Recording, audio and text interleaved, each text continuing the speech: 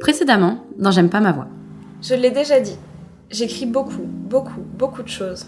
Les petites histoires qui m'ont volé quelques heures, quelques jours, voire beaucoup plus, avant d'être transformées en autre chose, à savoir un biopic fictif sur ses propres parents.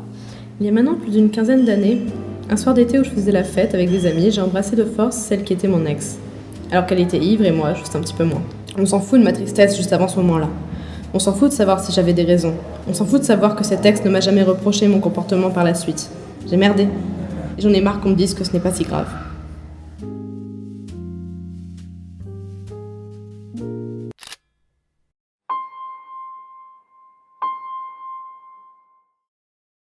Mi-février 2016, j'ai participé avec 5 autres personnes à la seconde édition française de Mortified.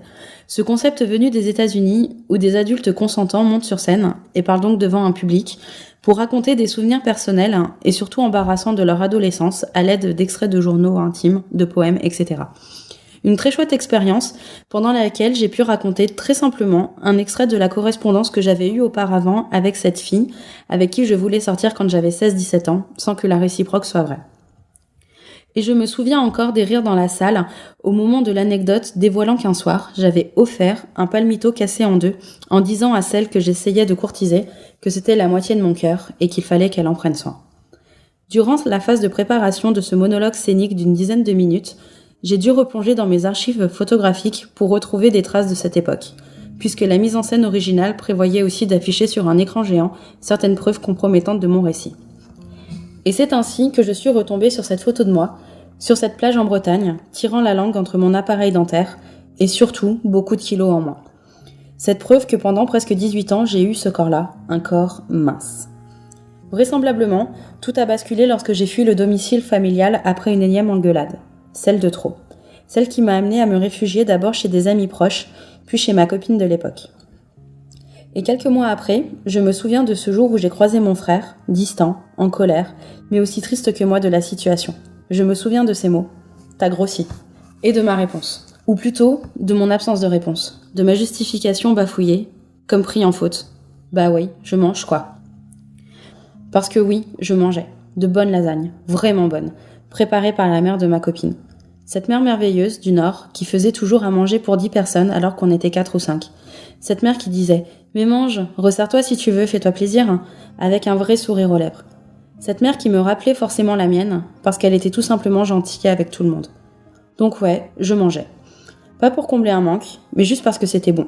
Et j'ai pris du poids sans vraiment m'en rendre compte. Parce que oui, ma nouvelle indépendance, c'était aussi l'occasion pour moi de m'habiller désormais comme je voulais, donc de m'acheter de nouvelles fringues. Pile au moment où le baggy, les vêtements larges étaient à la mode. Les années 2000. Je n'ai pas eu la phase où je me suis dit « Tiens, je ne rentre plus dans mes anciens vêtements », qui aurait pu m'alerter, puisque tout était désormais nouveau dans ma vie d'adulte. Je ne me regardais pas dans un miroir parce que je n'en avais pas sous les yeux. Je ne me pesais pas parce que je n'avais jamais eu à le faire. Je m'en foutais complètement, et je m'en fous encore aujourd'hui. Alors bien sûr, on pourrait me dire que c'est facile de s'en foutre quand on est un homme, vu que la société ou la mode ne nous pousse pas à faire attention au moindre gramme de trop. Sauf que si. C'est moins flagrant, moins violent, mais si. En 2009, j'avais écrit sur mon blog comment d'un coup, les magasins dans lesquels j'allais, comme Célio, Jules, H&M, avaient petit à petit mis au placard leur plus grande taille masculine. Là où avant, il me suffisait de prendre dans les plus grandes tailles de pantalon, de constater que c'était manifestement trop large, et de m'amuser à sortir de la cabine pour revenir avec quelque chose de plus convenable, il m'était désormais difficile de trouver quelque chose qui arrivait à s'accommoder de mes grosses cuisses. Voilà. L'ère du slim était déjà arrivée.